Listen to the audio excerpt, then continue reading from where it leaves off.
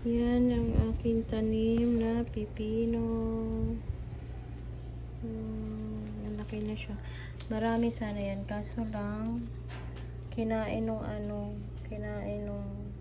parang butike. Yan. Ito naman ang palaya. Marami din sana yan. Kaso kinain din. Ito, sibuyas. Nagdahon na yung sibuyas ko. Tapos ito naman, buongon to sa Bisaya. Ewan ko ano yung Tagalog. Tapos ito, bawang. Bawang. Yan, maraming buongon. Oh. Meron pa dito. Ito ang alugbati ko. Yan, alugbati. Tapos, ito yung ampalaya. Marami sana to. Kaso nga lang kinain talaga. Kangkong. Ay, ano ba to? Yung ano ng kamote. Yan.